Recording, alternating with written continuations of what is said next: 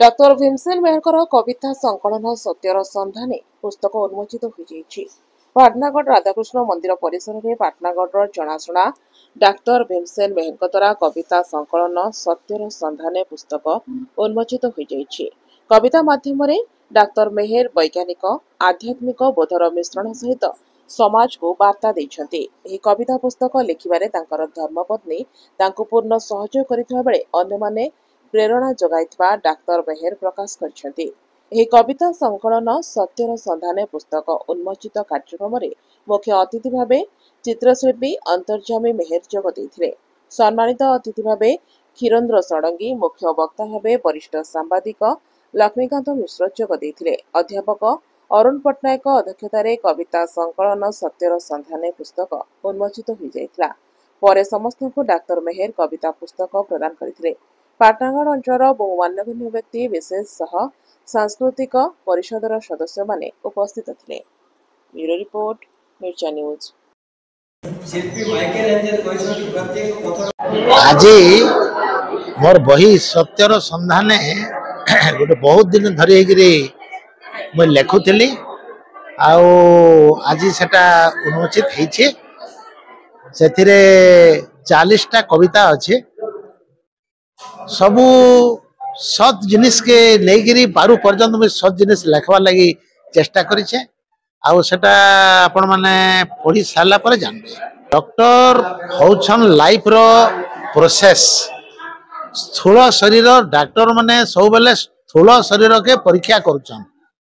आउ से माने तार इटा माने सूक्ष्म जिनिसटा भी सेथिरु से माने पाई पारबे। तो डॉक्टर माने बड़ बड़ कवि भी होइछन। कुंतला कुमारी सावत बड़ बड़ कवि भी होइछन।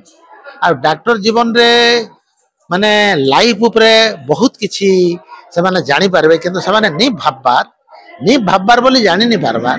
कविता माने पढ़ुन जानि पारबे जे प्रकृति रे जलटा काना है। जलटा दुईटा गैस ऑक्सीजन आउ हाइड्रोजन हैं उद्जान आउ अम्लजान मिसिकरी वाटर होछि। ई दुईटा गैस रु वाटर इजार हमर जीवन के बचौछि। पानी ही हमर जीवन के बचौछि और सेटा बैलेंस करूछे। सब बेले शरीर के बैलेंस करूछे। मते इथि सहयोग करिछन बेले प्रथम रे सहयोग कले मिनकेतन होता। तापरे हमर क्षीरोद षड़ंगी मिनकेतन होता तो सब बेले मते सहयोग करिछन।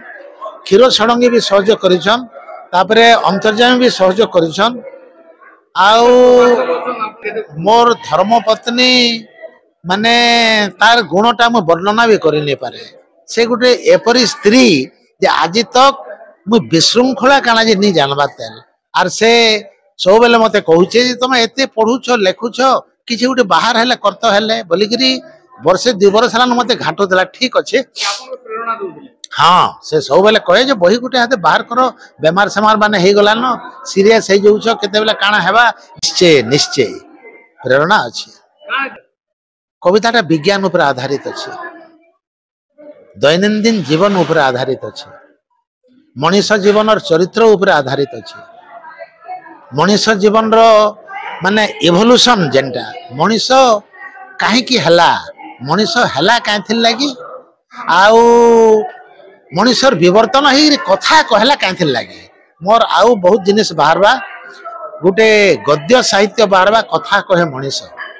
कथा कहे मनीष रे मुई लिखिछे पूरा माने अनुवंश आउ माने विवर्तन ऊपर मुई लिखिछे। आउ इतार बाबरे भाबले माने बहुत गवेषणा दरकार।